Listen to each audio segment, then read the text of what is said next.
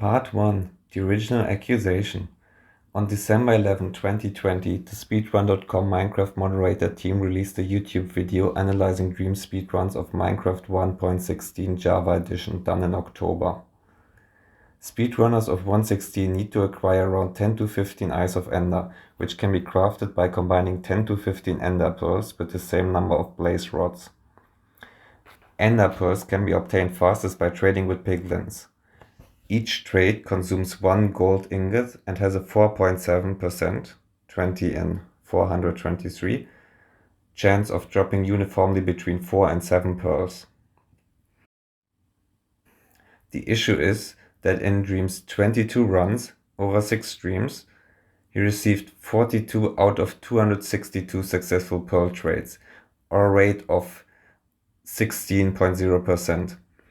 Even after removing Dream's near world record run to account for stopping bias, this rate is still 15.4%, 40 out of 259. Dream got 3.3 times the pearl trades he should get.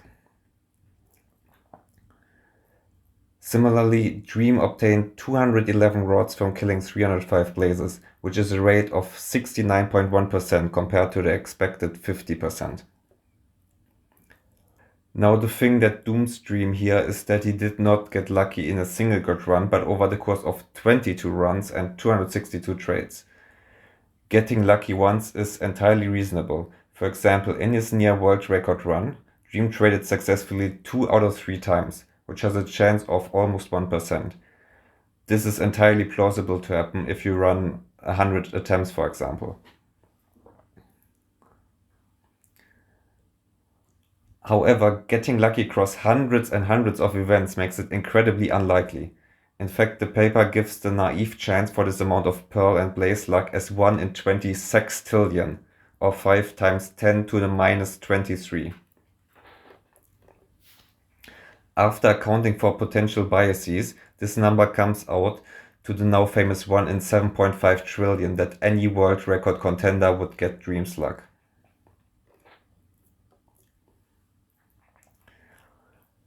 Part 2. Dream's response. On December 23rd, Dream uploaded the video that denies the accusations. Here we actually have to analyze Dream's response and the expert's response separately, as they tell very different stories. Dream's video has the following structure. First, he says he hired a professional statistician to write an analysis which finds 1 in 10 million odds, rather than 1 in 7.5 trillion, which means the mods were, quote, off by 1 in 7.49999 trillion, which he goes on about by scrolling through gold blocks through the entire video. He glosses over the fact that 1 in 10 million are still pretty incredible odds. Second, he mentions how 1 in a trillion events happen daily and that someone must get lucky, considering there are 126 million Minecraft players. Third, he mentions how the expert accounts for barter stopping, which Dream says, quote, makes the odd extremely more likely, which I will get to in a second. Fourth, he mentions he uploaded his world after speedrun. This can be faked and cannot be heavily weighed in his favor.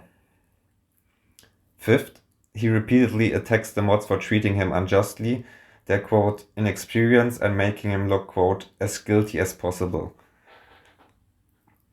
I really don't want to debate this last point as this invites drama, but I think anyone can agree Dream did not make an argument on a mathematical level.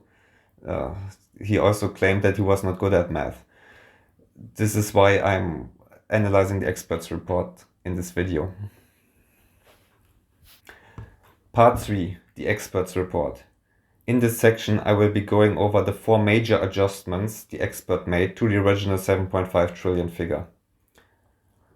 First, manipulation targets. This is talking about potential cherry picking in the investigation. Since there are many random events in a Minecraft speedrun, some of them might look off just by chance.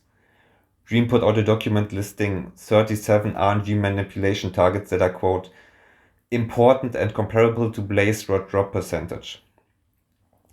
Blaze drops aren't too important for a run, as blazes spawn in packs and already have high drop rates. His analysis ignores that purge rates are much more significant to the run than blaze drops. Even then, changing the number of manipulation targets from 10 to 37 means the final result is reduced by a factor of 1332, which is 37 times 36, rather than 90, which is 10 times 9, which is what the mod team did. This changes the result by a factor of 14.8. This is not significant when dealing with trillionaire odds, but still the expert blindly accepted the more favorable number here. Second, barter stopping.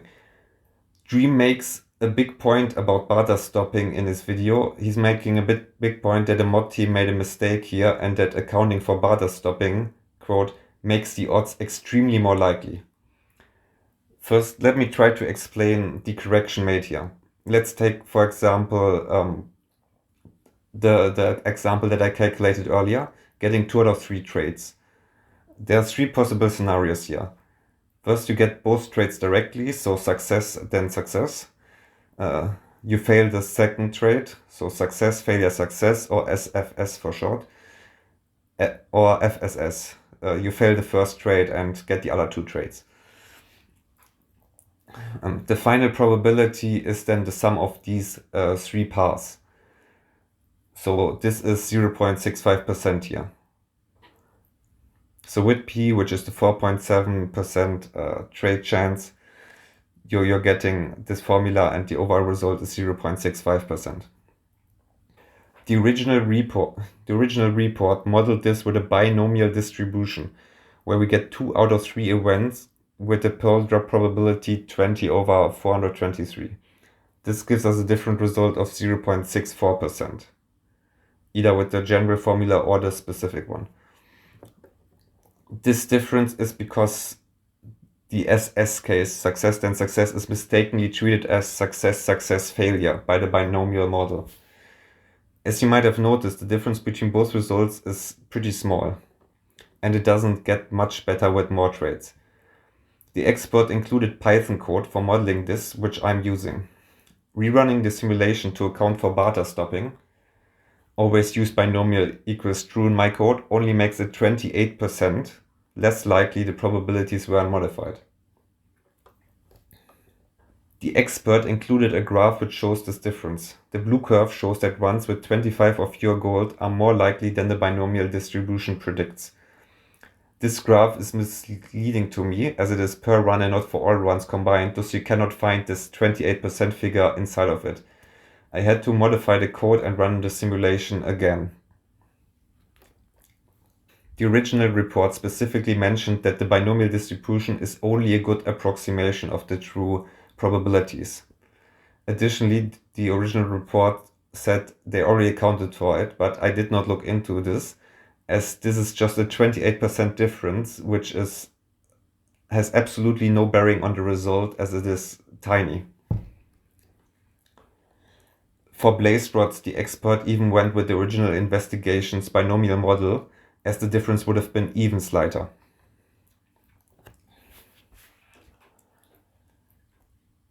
Third, inclusion of 17 old runs.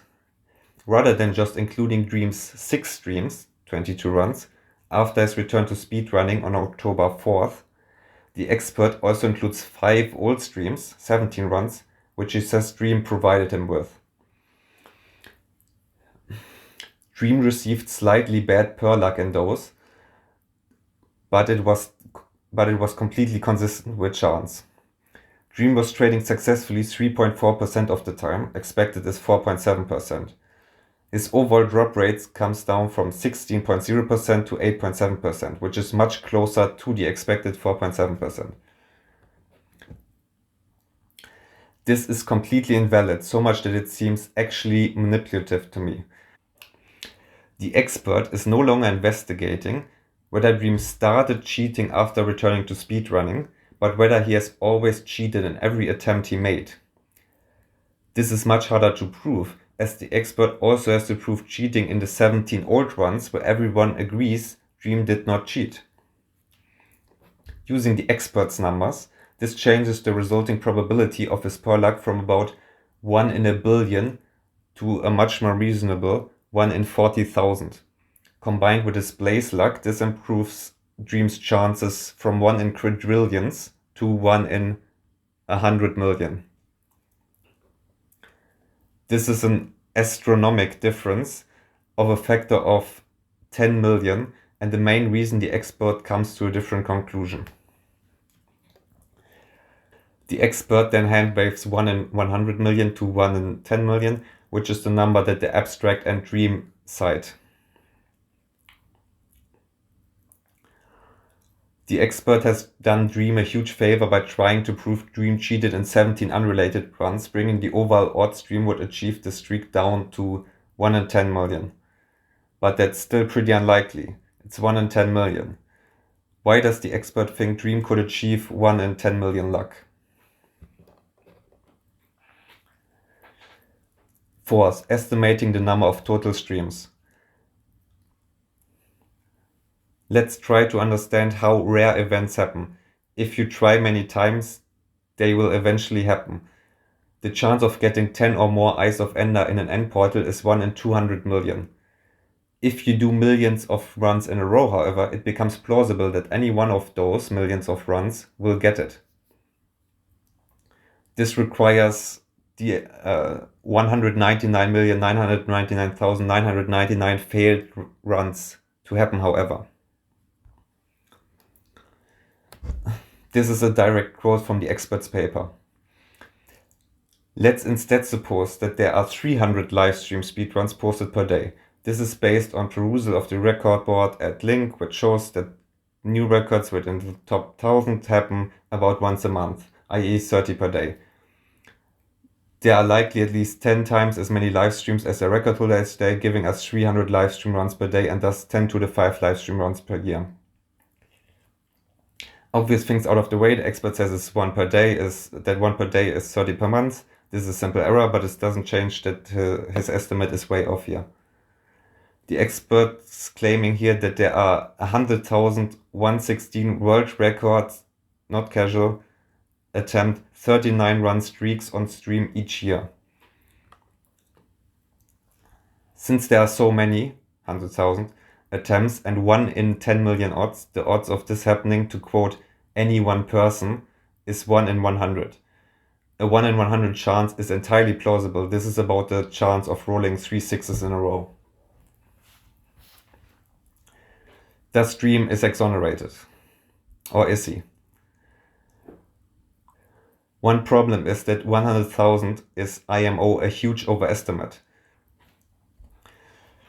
Of the top 10 1.16 speedrunners on speedrun.com, 5 of those have a top 20 spot on the 1.9 to 1.15 leaderboard as well. The other 5 have submitted no times to the other leaderboard. The circle of streamers that actively run 16 and could plausibly almost world record is very small. If you only consider sequences of 39 runs that occurred after a break and while streaming, that number becomes even lower. I'm surprised the expert just handwaves this 100,000 number in a single short paragraph, considering that 5 pages and a lot of effort is devoted to pointing out a 28% difference due to barter stopping. The original report accounted for this with a factor of 1,000, which I believe to be already somewhat generous. So the expert uses an adjustment factor of 100 here.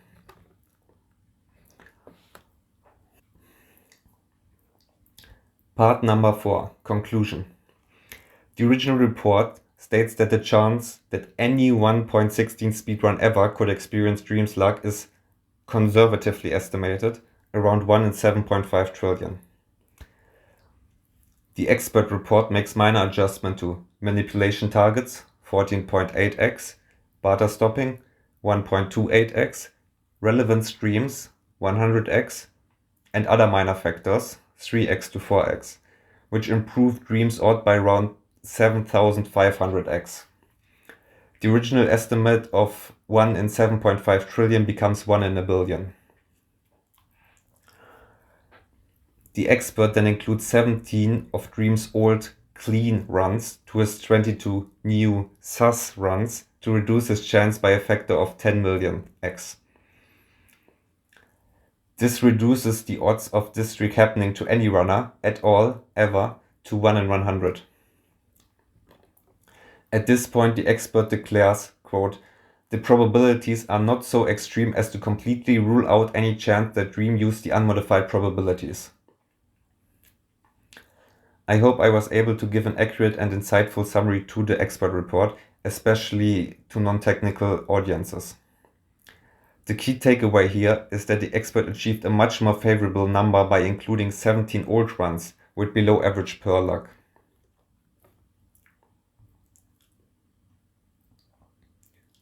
I consider this wildly inappropriate, as we are not proving if he cheated in all 39 runs, which is hard to prove as we have to prove cheating on 17 pre-hiatus runs that are believed to be clean. Additionally, the selection of these 6 sus streams has already been accounted for by the hand-waved 100,000 number of possible streaks that could have been investigated. 262 Bartas and 305 Blaze skills across 22 runs are enough of a sample size to make a conviction beyond any reasonable doubt. Dream achieved his near world record run on an either intentionally or unintentionally modified copy of Minecraft 1.16. I posted the expert's code online since it was poorly formatted and not copy-pastable. The expert did not provide the data used for Blaze Rod calculations. Alright, thanks for watching. New to this YouTube thing, if this video does well, I might post more stuff. If I was too awkward, well, then I won't post more stuff. Alright, thanks for watching. Bye.